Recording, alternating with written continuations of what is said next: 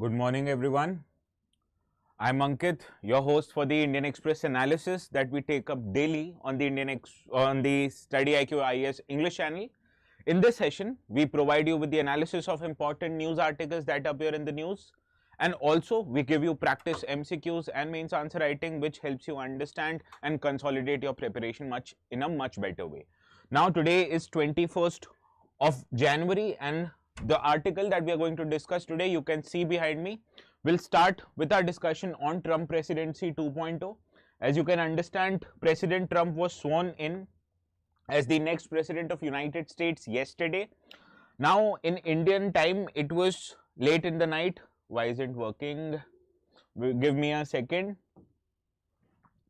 Now, President Trump, as I was saying, was sworn in yesterday, and his newer presidency, that is his second term, which is coming after a gap of 4 years, will bring certain kind of opportunities for India, but also on the other hand, there will be many challenges that India's diplomatic and political executive will have to navigate in order to gain the maximum amount of advantage as far as Indian politics is concerned. So our discussion today on the Trump administration 2.0 will, as I already told you, will discuss opportunities that are there for India for it to take and grab, and also the challenges therein that India's politics and diplomacy might face. And this topic is important from GS paper 2 perspective.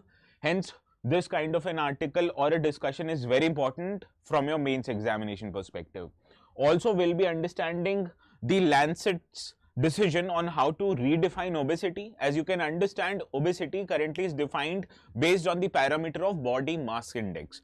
However, this Lancet new study, which also was published in the newspaper last week and is published this week also, it states that there is a need to redefine obesity in India, and not just in India but also in the world. That is, we need to consider parameters beyond the body mass index in order to estimate whether the person or the patient in front of the doctor is actually obese or not, and this will give doctor a better idea on how to modulate or how to prescribe certain kind of medicines and treatment for the person who might be suffering from increased weight. So this kind of an article is important from, again, GS paper 2 perspective, because this paper highlights social sector with special emphasis on health, and hence these kind of articles are important from GS paper 2 perspective. And also questions relating to health sector have been asked in prelims before. That is why such redefinition and what kind of parameters will now be used by the health professionals to gauge the levels of obesity are important from prelims perspective also. Now we'll also discuss the provisions of bail which are extended under the Prevention of Money Laundering Act, as this act is primarily used by the Enforcement Directorate to investigate cases where there are allegations of money laundering has taken place or not. And the conditions for bail in this provision are quite stringent, as you can understand. Hence, the people who have been accused of this crime and not convicted in the court, they have been granted bail by courts of the country, but based on certain conditions. So we'll try to understand what are those conditions which permit the courts or the judiciary of India to grant bail under the Prevention of Money Laundering Act. Also, such articles are important from polity syllabus, and hence we'll be discussing this in great detail. Now, another polity topic called death penalty in India, which is in news. As you may have heard, in past few months there was this heinous rape crime which happened in a hospital located in Kolkata, and this created a furor all over the India, so that how can such a violent incident happen with a healthcare professional, or for particularly a lady doctor, and how the judiciary or the law enforcement system in our country was responding to such kind of a crime. Now, yesterday, the trial court, 2 days before, the trial court, which was considering the case whether to grant death penalty to the convict or not, the trial court highlighted that the convict will be provided or will be awarded a life sentence and not the death penalty. So in this regard, we'll try to understand what are the conditions under which a convict is given a death penalty and how the courts arrive at this decision whether to give death penalty to a convict or not in cases of heinous crimes. Understood? So this is the scope of our today's discussion in the fourth article, which I again told you is important from polity perspective. Are you getting my voice correctly? Baga Spinks, Gaurav, FTY. Am I audible to you guys? Good morning, all of you. Now, yes, as I was saying, the last article for the day deals with the matter of providing income support to the farmers, because we understand currently the government supports these farmers in form of subsidies, loan waivers, etc. However, according to many agricultural experts, these kind of supports, they are not very efficient, and also it creates many kind of an externalities and distortion in the India's agricultural market. So as a way out, they have suggested that instead of providing MSP or other price support mechanisms, the government should rather provide income support to farmers. And what kind of income support scheme we already know? It is the PM Kisan Yojana, which provides for a yearly income support of rupees 6,000 to all eligible farmer families in India. Understood? So we'll be discussing how such kind of a PM Kisan scheme could be expanded, and as a result these kind of price support schemes can be removed so as to provide maximum benefits to the farmers. Understood? Now this topic is important from GS paper 3 syllabus, as indirect and direct farm subsidies are there directly mentioned in the GS paper 3, and that is why we are going to cover this topic in great detail. So these are the articles that I am going to cover today, and the notes for this session as usual will be available on my Telegram channel called ATS Live. So you can search the words ATS Live on the Telegram, or also if you are unable to find this channel, still you can search or scan this QR code, which will take you directly to my channel. Also, yesterday I uploaded an important reel on Instagram which highlighted the dangers of processed food or convenience food in India. So please make sure to watch this reels, which is available on my Instagram channel, as it will tell you why, despite proving or providing much convenience to us in form of food preparation and usage, these convenience food may be actually quite detrimental to our health, that it can create blood pressure, it can lead to diabetes and other health related complications. So please watch that reel.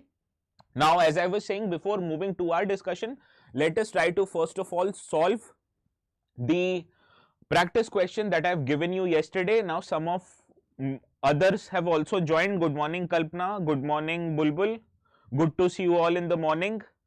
Yes, Gaurav, all is well, thank you. You can hear me correctly. Now, as I was saying, let us try to solve this practice question. Consider the following statements regarding PM Swamitwa scheme. Now, PM Swamitwa scheme, yesterday we covered it. This is a scheme where the government is undertaking survey of all rural areas through the help of drone, and based on the images it is trying to plot a map, and based on this map it is trying to delineate whether my or whether your property is located in which kind of a spot, and based on our properties they are also giving us land record rights. So this is in a way quite transformative for our India's rural economy, and not just for rural economy but also for agricultural sector, as currently people, they do not have land rights, and this does not enable them to seek loans in the formal sector all through banks, as they cannot use these land records as a collateral. But after we provide them with these land records, they can give these land records to the bank and get loans on behalf of that land record. They can sell those properties in the market quite easily. There will be less dispute of property related disputes in the urban area.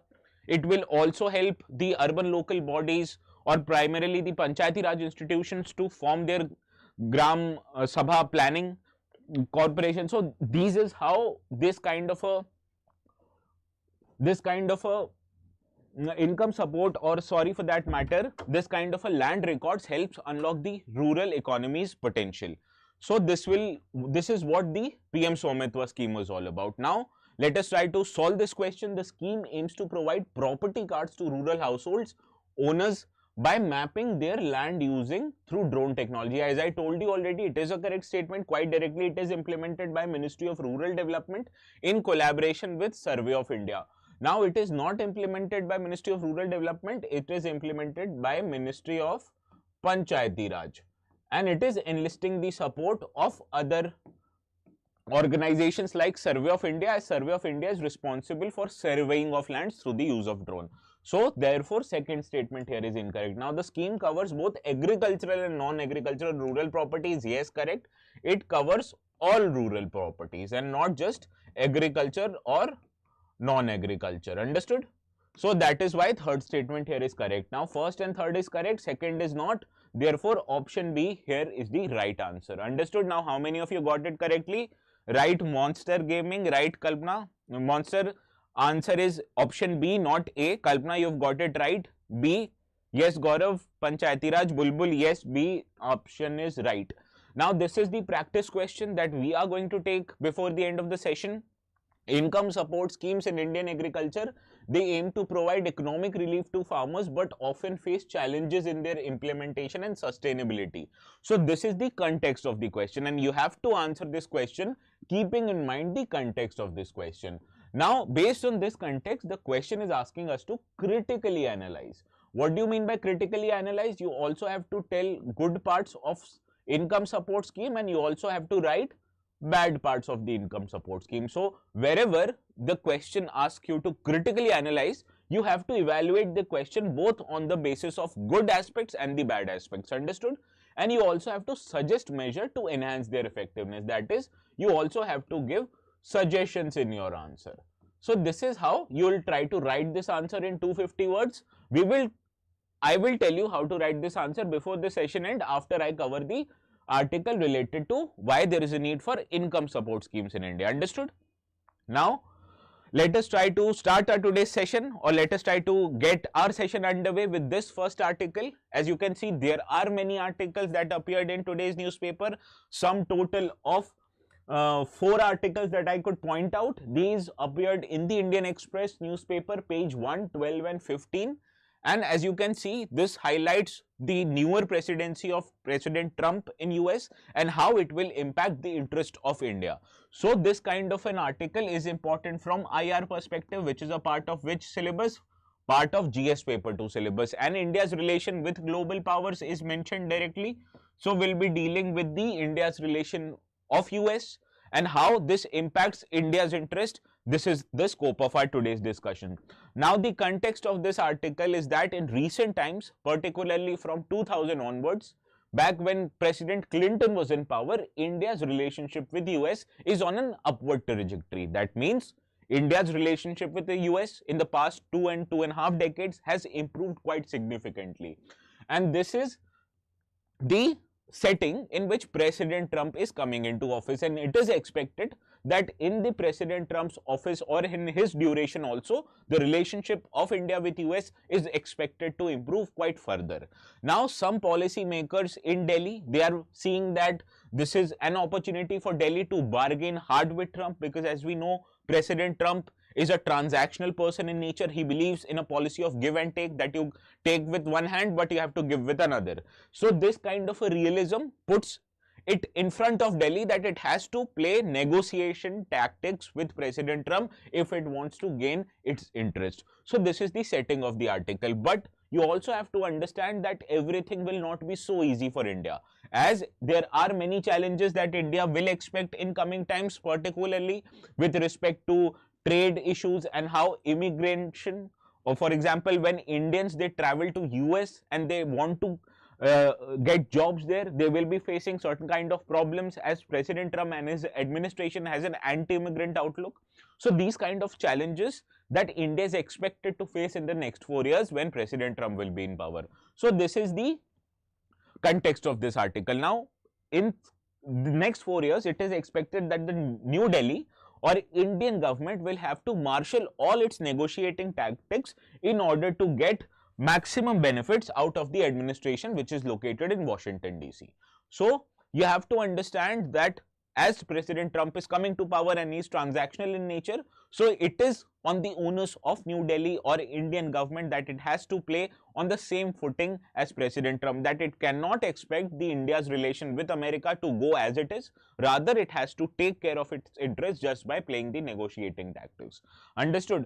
Now, in our discussion, let us try to first of all understand what are the opportunities that are there for India in order to maximize its relationship. Now, there are 4 points. First is that it provides India the opportunity to strengthen the already existing strategic partnership between India and US. Now, if you remember, in his previous term, President Trump popularized the term called Indo-Pacific. Now, Indo-Pacific is a term that takes care of a theater located between Indian Ocean and Pacific Ocean, which means from the western coast of India right to the western coast of United States. So this whole area is the focus or the focal point of Trump administration. Now, why Trump popularized this particular area? Because this area inhabits or this area has the most important rival of United States called as China. And it is in United States' interest to contain the rise of China. So, or also, it is also in India's interest to counter China. So, both US and both India agree on the fact that they need to control the rise of China, and this is where India and US will see an increased cooperation between these two countries. Understood? So, this is the fulcrum or the pivot where India should strengthen its strategic partnership with US primarily by taking care of or containing the rise of China. And there are many instruments which has been propounded by such policies, as this kind of a policy is in line with India's Act East policy, as India wants to increase its outreach to the Southeast Asian nations so as to contain the rise of China in the South China Sea and Indian Ocean region. Also, there are many mechanisms such as quadrilateral grouping that we covered quite recently, and these kind of instruments, which is an informal grouping of 4 countries, US, Australia, Japan and India, it will provide these countries the way and opportunities on how to contain China. So this is how India will be able to strengthen its partnership with US, that is in order to contain the rise of China. Now the second fulcrum or the second point in which India has an opportunity to deal with US is through energy cooperation. Now, after coming into power, one of the first decision or the first announcement that was made by President Trump was that he wanted to increase the production of crude oil in American economy. Now, whenever there is an increase in production of crude oil anywhere across the world, it leads to lowering of prices. And why does that happen? Because the supply of crude oil increases. And you know from our classes, whenever a supply of any commodity increases and the demand for crude oil remains the same throughout, it does not increase or decrease based on any factor, because you need fuel for your vehicles, you need fuel for heating, you need gas for your cooking. So all of this results into a constant demand for such kind of a fossil fuels. But whenever you increase the production of such fossil fuels, it leads to increase in supply of such fossil fuels and thereby reducing their prices. And why does India want to reduce the prices of crude oil in the external or in the international market? Because to meet 85% of its crude oil demand, India has to import crude oils. So as long as there is a decrease in prices of crude oil, it is quite favorable for India, and therefore energy cooperation, particularly for production of crude oil, is where India's interest and United States interest lies closely. Now, why is Trump favoring increase in production of crude oil and to reduce the prices of crude oil? Because in recent times, particularly after the war in Ukraine, between Ukraine and Russia on one hand and between Israel and Hamas on the other, both of these two wars have resulted into skyrocketing of crude oil prices, and this has resulted into increased inflation in economies like India, US, etc. And to cool down the inflation levels in the domestic economy of US, one of the policy announcements made by President Trump was to reduce the prices of crude oil by increasing its production. And this is where both interest of India and US, it co-lines. So the framework of energy cooperation is where India is being provided an opportunity to increase its cooperation with US. Third is that the area of immigration reform. Now you'll say President Trump and his administration is anti-immigrants in outlook. But you have to remember, the most anti-immigrant stance of President Trump and his administration is based on illegal immigration that happens in US, particularly from countries like Mexico. However, President Trump, being very transactional in nature, he also knows that US economy, to function fruitfully, it requires many high-skilled laborers and high-skilled workers. And where does high-skilled workers comes from? They come from countries like India.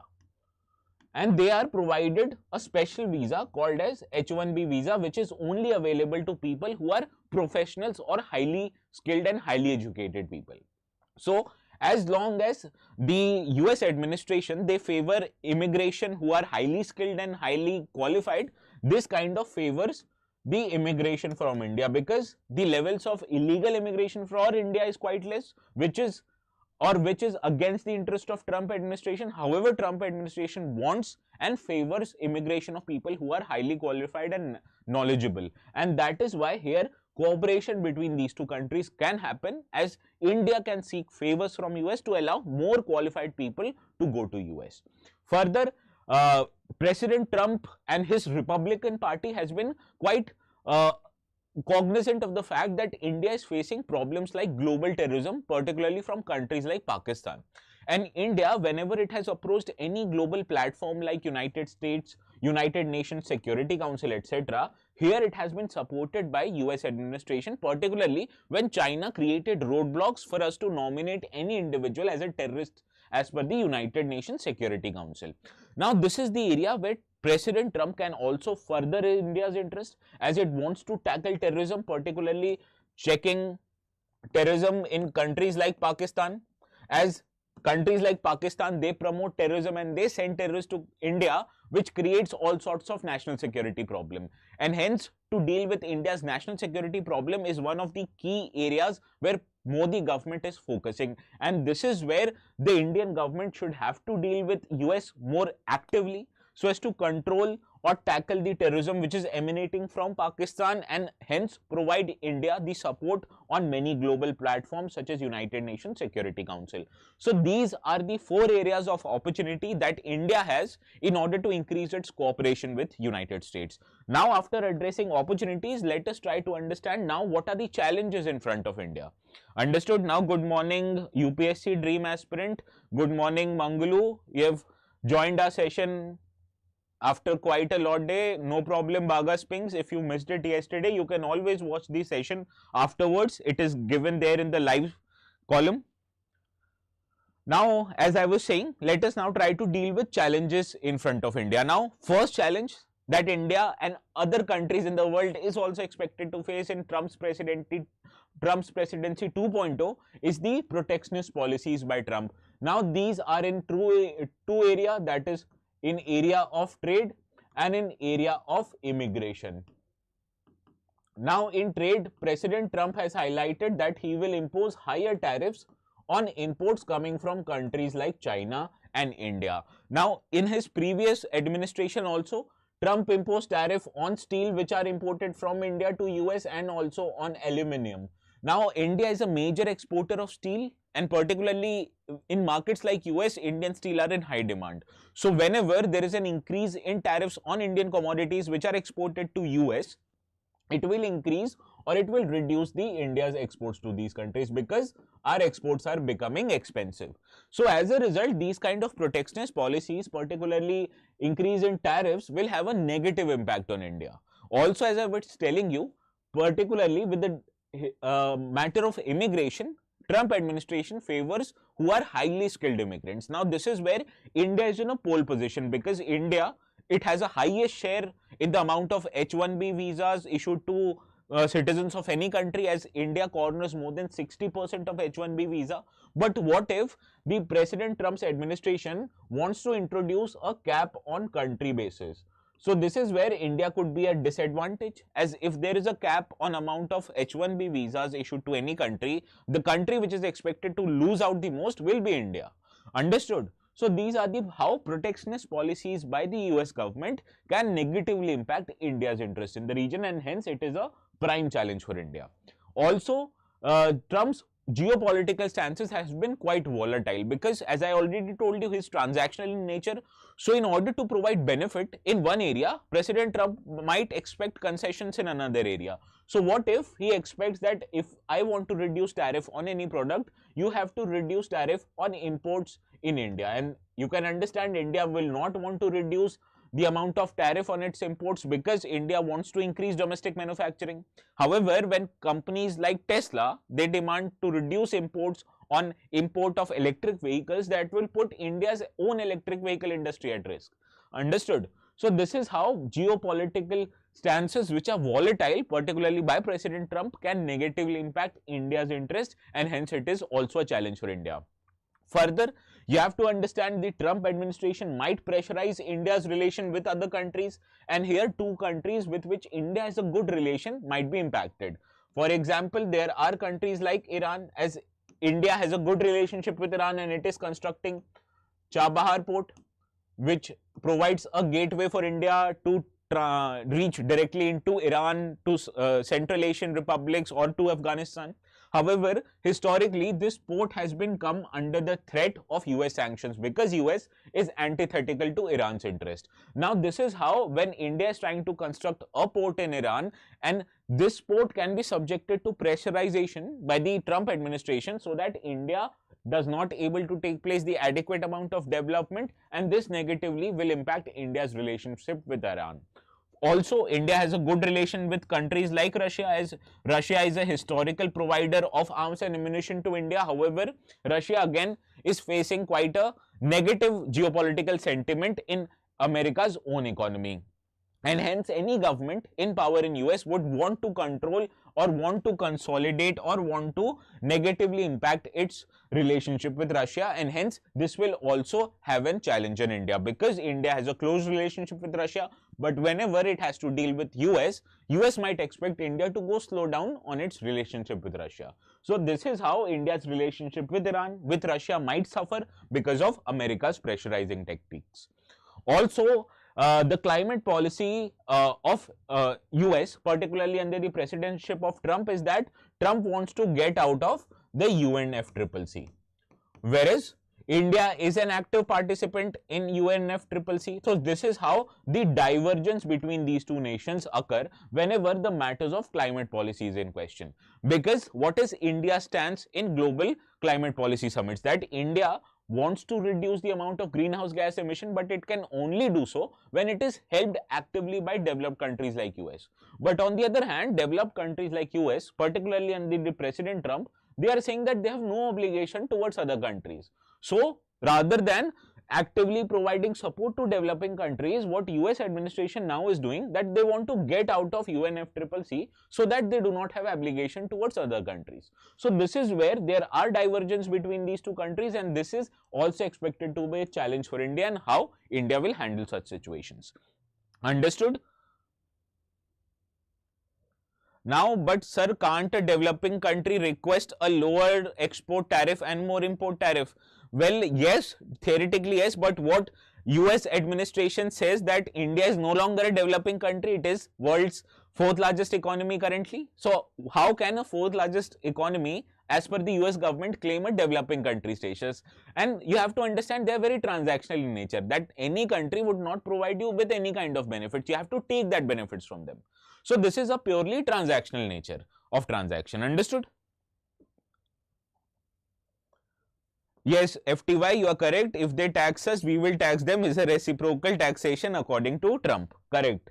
Now, let us move to the next article of the day. This one also appeared in the Explain section of the Indian Express on page 11.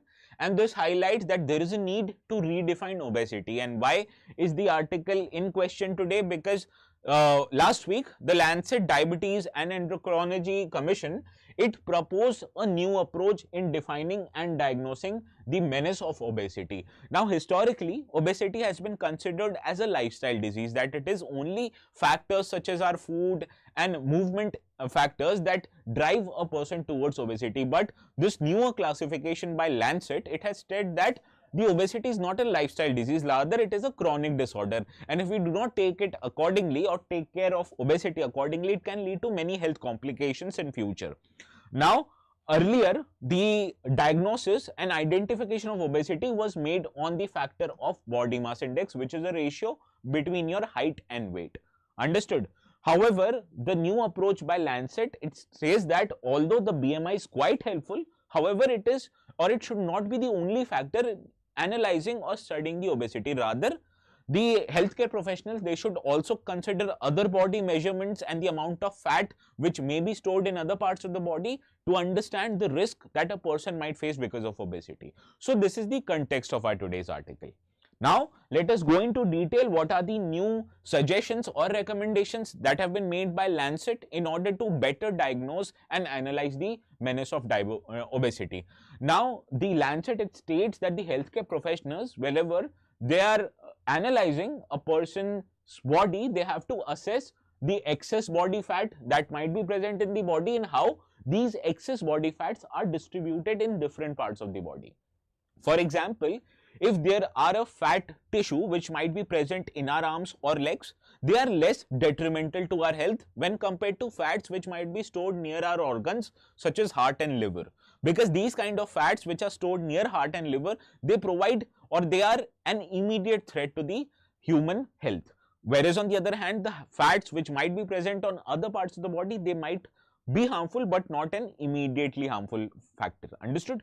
However, for that, the Lancet has suggested that we need to combine indexes or measures like body mass index with at least another one body size measurement so as to gain a better idea about obesity. For example, there are other three factors that they have suggested, that considering the waist circumferences, that is the measurement of how much you measure across the waist level that you use to purchase your trousers, or to measure the ratio between your waist size and your hip ratio. That more is the waist to hip ratio, the more risky a person is towards obesity. Further, they also want to assess the waist to height ratio, and utilizing one of these three factors in addition to BMI will give healthcare professional a better idea about the obesity in a person. Also, they suggested that there is a need to measure the direct body fat assessments through scans like DEXA scans, which will provide a more accurate measurement, especially whenever the BMI is not used. Because I told you there may be different parts of the body where fats might be restored, and what if these fats are stored near your organs? These are quite harmful for the humans. So, to assess the kind of presence or distribution of fat in a human body, you need different kind of fat assessments such as DEXA scans and all. Understood? So, this is how the change in measurement of obesity has been suggested by the Lancet study. Further, they recommended that there may be two new diagnostic categories. First kind of people, they can be categorized as clinically obese people, as these kind of people, they are already obese by measurement. However, because of this obesity and excess body fat which is present in their body, they are also witnessing systemic illness, which is characterized by change or alterations in the functions of their organ. Because, for example, if a person is obese and because of that he is facing heart and liver problems, that is an example of a clinically obese person. So, these kind of people, they are more immune to health dangers and they might face ill health in upcoming future and not so far future, and because of that they need to be diagnosed quite accurately and in as soon as possible and provide treatment accordingly. Also, there are other sections of people called preclinical obese, as in terms of measurement they are fat or they are obese in nature. However, in terms of their organ functioning, their organs are working normally. So these kind of people can be categorized as a preclinical obese. And why we need to categorize them as preclinical obese? Because now their organs might be functioning, however, as there is an excess body fat, that might lead to alterations in their organ functioning, as their organs might go bad in coming future. So according to this kind of people, whenever they are diagnosed as preclinical obese, the healthcare professionals need to suggest on how to reduce their body mass index or how to reduce the fats that are present in the body, and this can create a more preventive approach. Understood? So this is how these two new diagnostic categories will help healthcare professionals to focus their energies more on clinically obese people, rather take a preventive approach to the preclinical obese people. Understood? Now let us understand the problem of obesity. Now obesity is seen as a global pandemic, and why am I saying this? Because as many as 2.5 billion adults in our world, they are categorized as an overweight people, as only 25% of adults earlier they were overweight. Now this number has increased to 43% of adults. So this is how much 43% of adults in the world, they are overweight. Whereas in terms of obesity, the numbers are 890 million people. That is almost the population of Indonesia. That many people are now obese in the world.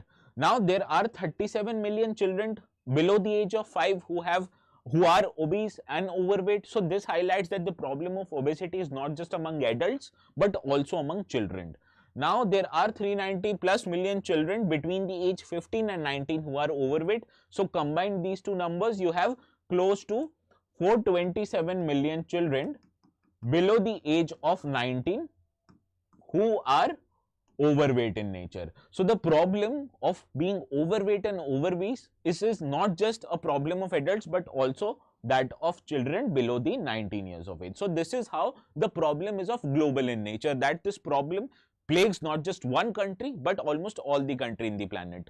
Now let us understand the implications of obesity on India. Now, as I told you, in India, according to National Family Health Survey, which was conducted in the year 2019 to 2021 and 5th edition of this survey, it said that in India, 6.4% of women and 4.4% of men who are between the age of 15 to 49 years, they are obese. And in addition to these men who are older, childhood obesity rates have also been rising in the country, and because of that, we need to control this chronic disease of obesity in India also. Now, by moving beyond the BMI measure, it will help healthcare professionals in our country to prevent under and over diagnosis of obesity, as it will provide them with the accurate idea on how a person might be obese, on what if, even if by the BMI standards the person is not obese, and if he has a huge belly, that person can also be treated in a similar manner as that of obese people. Also, these newer frameworks enable more precise and personalized treatment strategy, that I already told you, that what if a person is a preclinical obese. So theoretically, that person can be suggested the ways in which he or she can reduce the weight, and it will provide them a healthier life in coming future. So this is kind of a strategy that might be adopted by healthcare professionals once they have a better idea about the obesity, and for that the healthcare professionals need to use BMI, but in addition to that, they also have to consider the waist circumference or the hip to waist ratio and the waist to height ratio. Understood? So this is the how the healthcare professionals can better understand obesity and treat the patients accordingly through personalized, precise and accurate treatment strategies. Understood? Now, based on this information, let us now try to solve the question. Consider the following statements regarding Lancet's new classification of obesity. The Lancet's new classification emphasizes obesity as a chronic illness rather than a lifestyle disorder.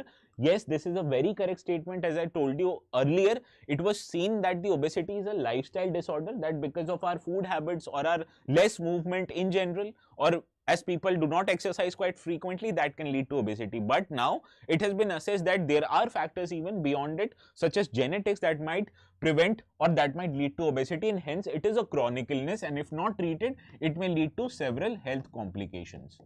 Understood? Now the second statement is that it continues to rely primarily on body mass index as a sole criteria for diagnosing obesity. Now this is incorrect, as earlier the BMI was the sole criteria, but the new classification, it states that we need to consider other ratio, that is waist to hip ratio, waist circumference or waist to height ratio. So all of these newer factors can also be utilized in addition to body mass index to diagnose obesity. Therefore second statement is incorrect. The third, the classification promotes universal weight loss targets for all individuals with obesity. Now you have to understand, the treatment does not provide an universal target, rather the targets will be more personal, more precise as per the diagnosis made by the healthcare professional. Hence, it will not be universal, rather it will be more personal and precise. So third statement also is incorrect. Now we have to identify correct statements here. Only first is correct, therefore option A is the right answer. Understood? Yes, Kalpana, you're right. As always, option A is the right answer. Now let us move to the next article. Yes, Bhaga Spinks, you're also right. Manglu Gaurav, not C. Option A is right. Can government issue regulations on processed food and enforce nutritional requisites for food products across Bharat? Yes, you're right. The government should, and it does actually through FSSAI. There are some regulations in general that the processed food items, they have to demonstrate the exact amount of nutrients that are there in the food and what kind of fats are there. As you can see on the packets that you eat, there will be a mention of the amount of nutritional requisites in the any kind of food, not just processed food. Now let us move to another article. This one also is from explained section of the Indian Express, and it states that the bail which are given under the PMLA, it is subjected to be interpretation by Supreme Court and High Court of the country, particularly when there are exemptions given to women as per the section 45 of PMLA. Now this kind of an act, that is Prevention of Money Laundering Act, primarily is responsible for GS paper 3 syllabus. However, we are dealing with legal aspects, therefore I have mentioned here it the paper 2 syllabus because it deals with the polity subject. Now this article appeared on page 11, so people who are reading Delhi edition, the article is on page 11. However, the article might appear on another page in another edition, so please take care of that. I am referring to Delhi's edition. Understood?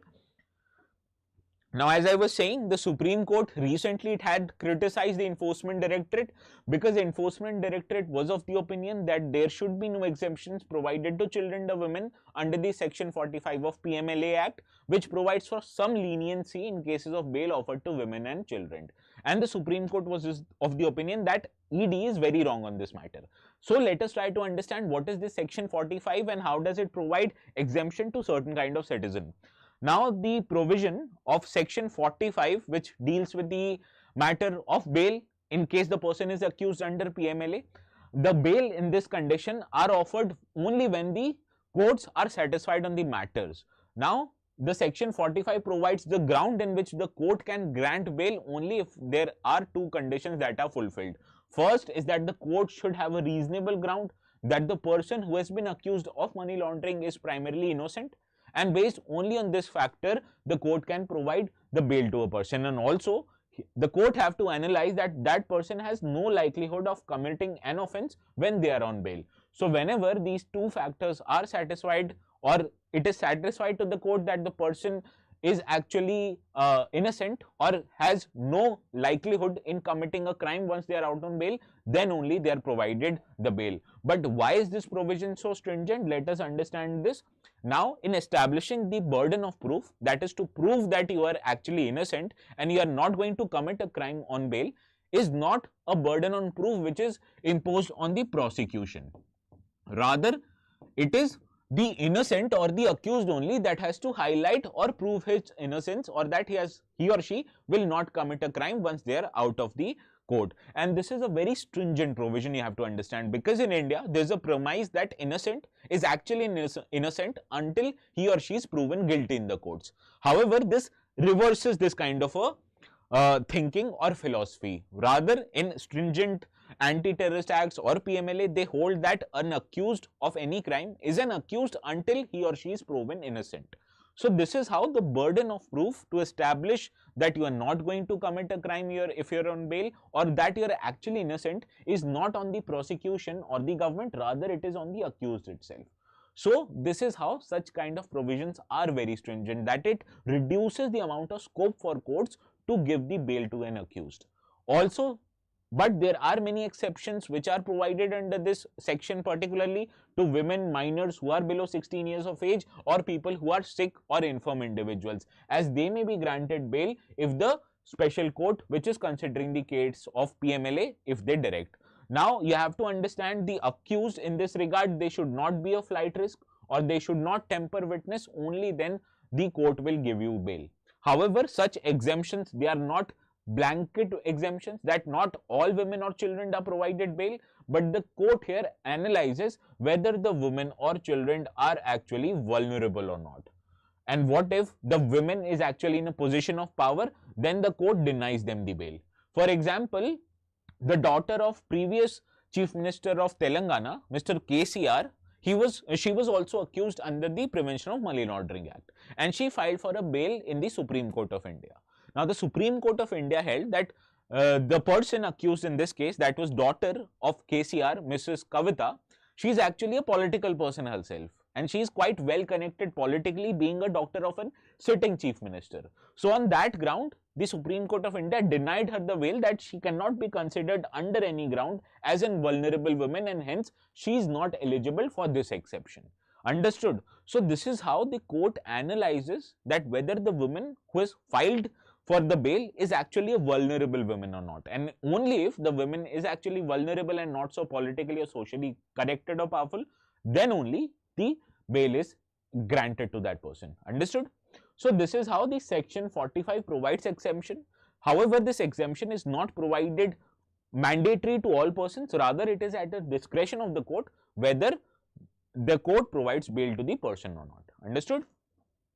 Now let us try to solve the question which is related to the article we have discussed. Consider the following statements regarding section 45 of the Prevention of Money Laundering Act. Now this section imposes stringent condition for grant of bail to persons accused of offences under the act. This is correct, as the burden of proof on this regard is not on prosecution, rather it is on the accused himself or herself. So that is why such kind of provisions are very stringent in nature. Second statement, the exception provided under this provision are available to women and minors in all conditions. Now, sorry, now are exemptions provided in all conditions? The answer is no, because only the exemptions are provided to vulnerable women and children, and if the person who have been filed for bail is not vulnerable like Mrs. Kavita, they will be denied the bail, and hence it is not provided in all conditions. Therefore, second statement here is incorrect. First was right. We have to identify correct statement. Option A is the right answer, and as I can see to my surprise, Baga Spinks, Manglu Khandol and Shri Kalpana already has the right answer. Now, as I tell you every day, you can watch this lecture also on this channel or on this link, as this lecture using this link has many benefits. First of all, that you are provided with the notes on that platform itself. You do not have to go to Telegram additionally, and you have an option to save this video for offline viewing, in addition to learning through very interactive MCQs that makes your learning experience more comprehensive and complete. Understood? So please make sure to register for this course, which is available on this link, and you can only give 1 rupee for this course as it is available at a discount right now. Understood? Now moving to next article. This article deals with the conditions based on which the courts in our country grant death penalty or not, and such article appeared again in the explain section, that is on the 11th page today. And this article, as it deals with death penalty, so it is important from the syllabus of polity, and therefore I have written GS2 here. Understood? Now questions related to many judgments in the past not directly appear in the prelims. However, the concepts which are used by the courts, they have been asked in the prelims examination, and also such questions can be provided in a descriptive manner in our exams. Therefore, they are also important for mains examination. Now let us try to understand the context of this article.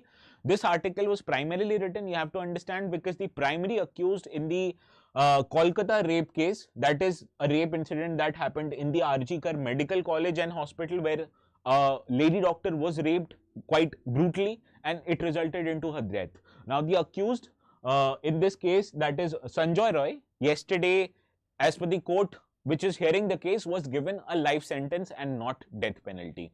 Now in this regard, this article provides us with the detail that the Supreme Court earlier in the Bachchan Singh case versus State of Punjab, the judgment of which was given in 1980, highlighted that the death penalty in India can be given, but it can only be given whenever the case is a rarest of rare case.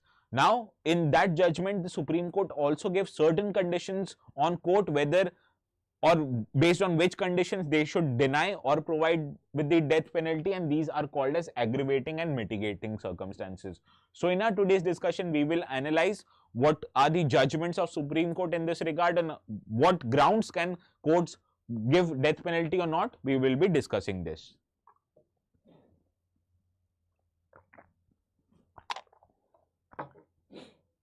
Now this article highlights that the rarest of rare doctrine which was provided by the Supreme Court in the Bachchan Singh case versus State of Punjab in 1990.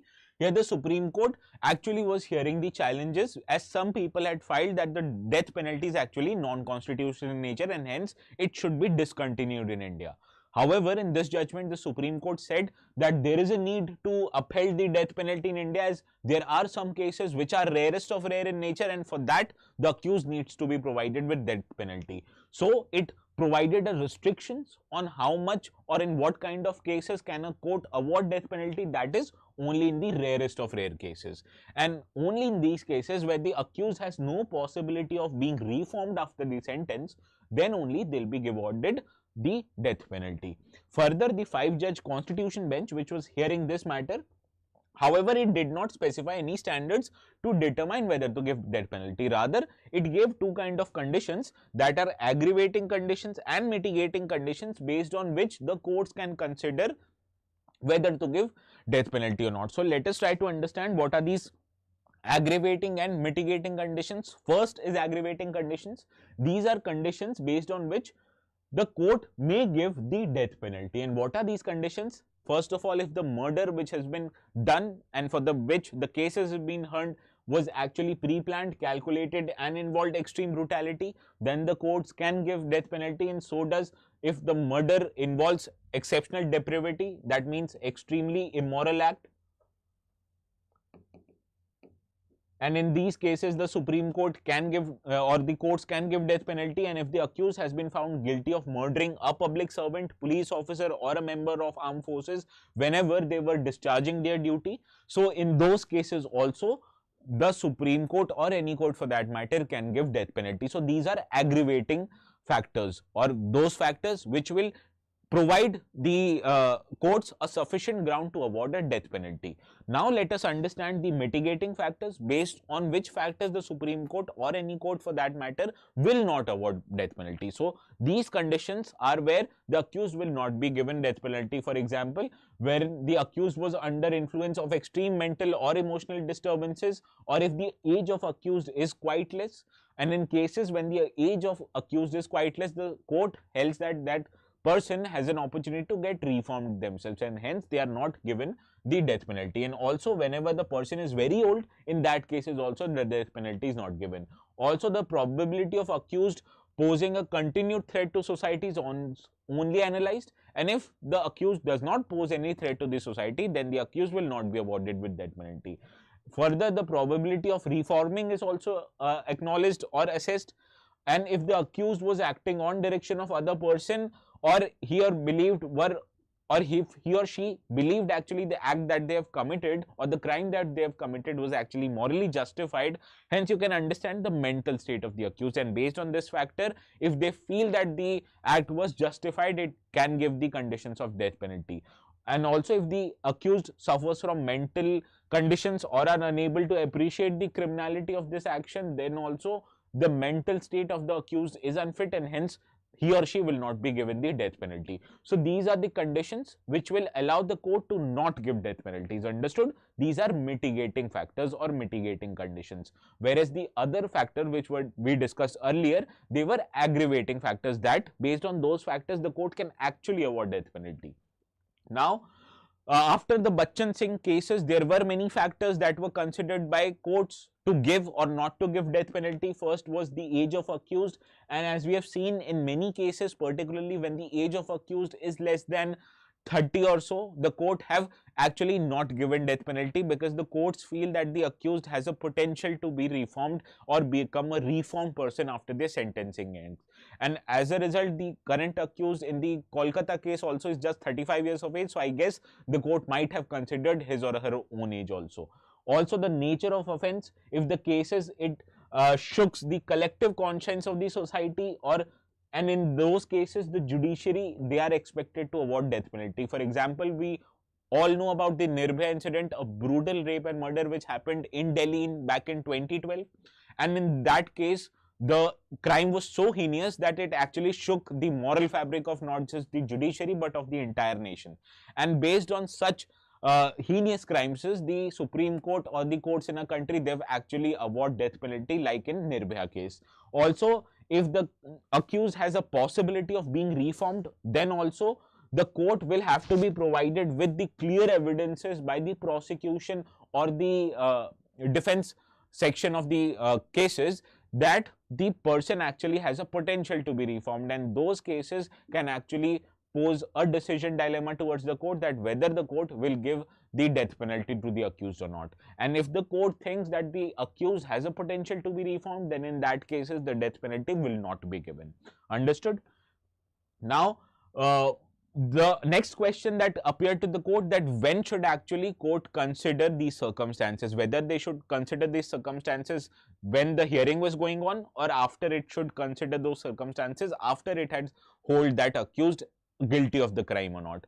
Now in that regard, in Bachchan Singh case, the Supreme Court said that the court, it must conduct a separate trial after the convicting has been done to decide whether to award death penalty or not, as it needs a separate trial, because in several rulings the Supreme Court has said that in case the same day the judgment of sentences is also appeared, in that cases it does not allow the courts the amount of adequate time to consider all these factors. That is, it already has aggravating factors, but mitigating factors, there are separate kind of judgments and hearings which is required for courts to understand these mitigating factors. And naturally the courts of India, they need time to analyze these kind of factors in order to come to a decision whether to give the death penalty or not.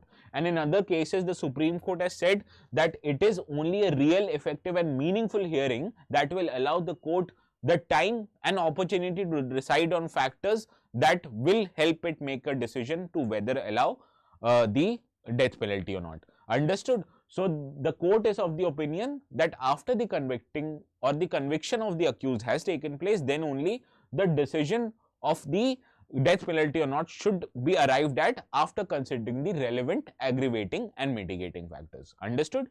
Now, based on this information, let us now try to solve the practice question. The practice question is given in the end.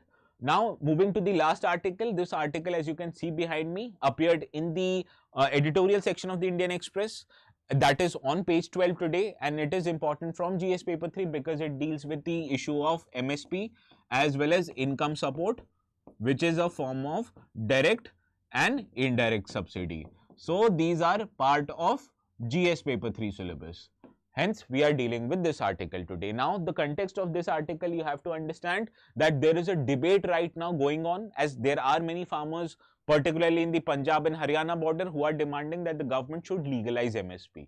But this article is counter to that. It says that instead of legalizing or increasing the MSP, the government should rather consider giving income support to the farmers. For example, government previously brought a scheme called PM Kisan scheme, which is central sector scheme, which means the 100% of contribution in this scheme is made by union government. And this is a scheme which provides income support or amount of money to farmers every year so that they can use this money for their agricultural purposes. The amount of money which is offered under this scheme is 6,000 rupees per year, and it is provided in 3 equal installments of 2,000 each in 3 different parts of the year, and it is provided to all landholding farmers family in India. Now the fund, that is income support, is transferred directly into the accounts of farmers through the process of direct benefit transfer. However, there are some exemptions that we have even dealt before, that the family who pay income tax or the family members, they include government employees or professionals like doctors, engineers, etc., they will be excluded from this scheme. So naturally it is available to all landholding farmer families except a few. Understood? And the amount of support given in this scheme is 6,000 rupees every year, which is given in 3 installments each. Understood? Now you have to understand 3 installments each means 2,000 3 times, which means 6,000 every year. Understood? Now let us understand the arguments why the article is demanding for income support scheme. First, you have to understand that farmers in India, particularly small and medium farmers, they actually lack access to the institutional credit. And why do not they get institutional credits? Because the banks, they are reluctant to offer them credit. So as a result, 60% of small and medium farmers, they rely on informal sources of credit, which you can understand are quite expensive in nature, and hence in order for them not to become dependent on the informal sources of credit, rather we can then provide income support scheme that will do away with the need for seeking informal credit. Also, as they will have a money on their hand, that is 6,000 rupees every year, they will have an opportunity to invest this in their agricultural related investment, and this will increase the productivity of their agricultural activity. And by increasing productivity, we can also expect the yields of the crops that they are growing will also increase. Understood? So this is how such kind of income support will not just do away with their institutional credit needs, and they can also increase the amount of productivity and yields of the Indian agricultural sector. Also, these kind of income support schemes are more effective than subsidies. And why am I saying more effective than subsidies?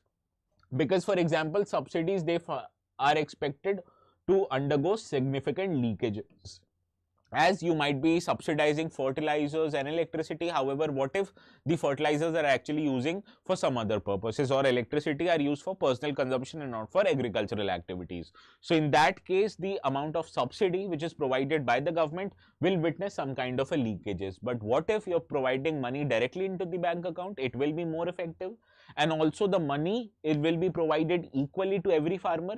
So in cases of subsidy, we have seen that large farmers, they corner more amount of subsidy naturally because they are purchasing more fertilizers and items from the market which are already subsidized, whereas small farmers who just need 1 or 2 bags, they'll be getting less amount of subsidy. So technically the subsidy regime in India currently is regressive, as it benefits the large farmers more and the small farmers less, whereas the income support scheme will benefit every farmer equally by the same amount of money. Also, it is crop neutral in nature. As I've already told you, MSP, although is announced for as many as 22 crops, but the major procurement under MSP is done for rice and wheat.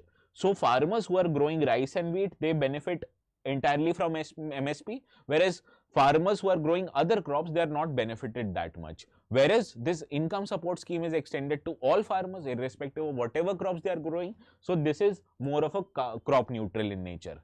Also, these income support schemes, they are actually exempted from the WTO subsidy limit because they fall under the category of green subsidies, whereas the income support and fertilizer subsidy, they fall under the amber subsidy limit and they are under the limit of 10% of the production value of 1986 to 88. So this is how there are limits on the government that it can only provide only some extent of benefits under the amber category, which means MSP and the fertilizer subsidy, whereas the income support scheme, they are categorized as a green subsidy, which are crop neutral and farmer neutral in general, hence they are exempted from WTO limit. So these are the benefits why India needs to start giving income support schemes rather than the price support schemes. Now there are certain challenges in implementing such schemes also. Yeah, let us try to understand these challenges. First of all, the amount of support that is given under these schemes, they are currently inefficient or insufficient in nature. As you can understand, the support is only 6,000 rupees every year. But in terms of inputs, the cost of inputs for farmers are much more than 6,000. So this amount of 6,000 rupees is not sufficient. Further, there are challenges with respect to identification of beneficiaries, as there may be inclusion or exclusion error. That means there are many farmers who are eligible, they will not be excluded in the scheme or included in the scheme, or there are people who are not actually eligible and they are included in the scheme. So this is how inclusion and exclusion error, they mar the process of identification of beneficiary. And what about coverage of beneficiaries? It is only available to land owning farmers, whereas the tenant farmers or the landless farmers, they are not eligible for the scheme. So it excludes a substantial section of Indian farmers, and that is why the coverage is not wholesome as it is given in the article. Further, the inefficiency of disbursement might be quite high because this disbursement which is made in the bank accounts might be utilized by bank to fulfill your earlier obligations. Hence, the amount of money which will be available to you after the settlement by the banks will be quite less. Also, the cost of inputs, they are subjected to rise due to inflation. As we have seen in recent past, the cost of fertilizers, they have increased manifold. But as the farmers, they will be only receiving a fixed amount of input support, then what if the amount of inflation increases the price of inputs? So in that logic, the farmers will have to pay for the inputs from their own pocket, right? So this is how cost of inputs will not be changed, or they might increase irrespective of the fact of the fixed amount of income support. Further, this amount of money can be misused by farmers. What if the farmers like Babu Bhai of Hera Fairy has a habit of consuming alcohol? So what if you're providing direct income support scheme to farmers to utilize that money for agriculture, but what if that farmer decides to consume alcohol using that same money? So this is how some kind of money which is provided to farmer also have a potential to be misused on other antisocial items, right? So this is how the challenges in implementation are coming forward to the government, that the amount of support is not sufficient right now. The implementation of this scheme suffers from identification and coverage errors. It suffers from insufficiency or inefficiency. The cost of inputs, they might increase and it might lead to farmers spending the money out of their own pocket, and the misuse of money in terms of alcohol consumption and private consumption. Understood?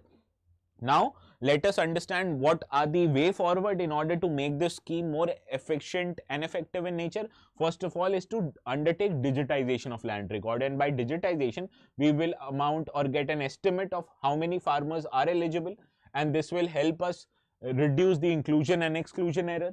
Further, to prevent misuse of the money, that rather than farmers using it for their own alcohol consumption, if we want farmers to use it only to buy inputs, we can utilize e-vouchers. A certain amount of money can be fixed so that the fertilizers can be purchased, so that the seeds can be purchased, and this will amount, or it will reduce the amount of misuse that may happen using this income support scheme. Also, we need to create enabling infrastructure such as irrigation support or market, so that the farmers, they are able to grow their crops properly, and after growing they are able to sell their crops properly in the market, and this will reduce the amount of money that the farmers will have to spend on inputs or on the marketing costs.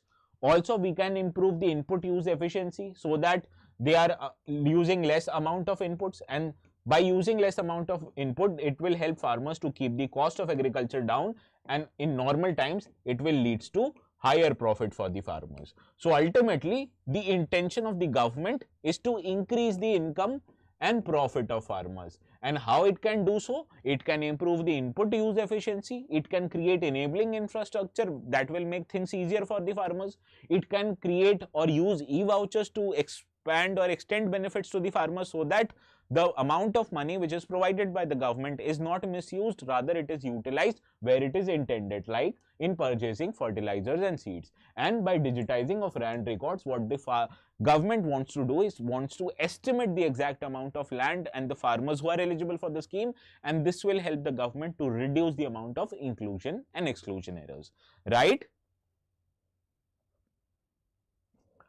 Now, let us try to understand how to write this answer. As usual, you have to divide this answer in three parts: introduction, body, and conclusion, right? So you will start your answer by highlighting PM Kisan scheme, as it is an input support scheme. You will highlight the features of this scheme. Now the body is that, or you have to highlight that such income support scheme have provide economic relief to farmers, however they face challenges. And the question, it asks you to critically analyze the role of such schemes, that is input support scheme. So the body will ask you to highlight benefits of input support scheme. You have to write challenges that the government faces, understood? And you have to write the suggestions that I have told you in order to make such schemes much more effective and efficient. So this is how you will segregate your body into three separate parts, and you will write 3 points each in these parts. Understood? And this will only make your answer complete. Now, before ending your answer, you also have to write conclusion, which means you have to say that income support scheme, although they are more effective and efficient in nature, however, the importance of price support cannot be reduced, because they reduce the amount of cost that is incurred by the farming. So in correct understanding, or in current circumstances, the government should look to move towards income support scheme, but before doing so, it has to make sure, in order to keep its fiscal cost down, it also has to reduce the amount of price support that it extends to farmers. Understood? So this is how you will conclude our today's answer. Now, if you have any problems in writing the answers, or if you want to get your answers evaluated, you always have an option to submit your answers here. Some of you are already writing very beautiful answers, as I have seen. So I'll encourage you all to practice in this part or participate in this practice session, as it will only benefit you guys whenever you are attempting the mains examination. Understood? So I expect all of you to submit your answers today, and you can submit or scan this Telegram channel here. And before ending today's session, this is the practice question that I will take tomorrow before the start of today's session. So until then, you know the drill. Keep reading, keep analyzing, and more importantly, keep writing your answers if you want to get selected.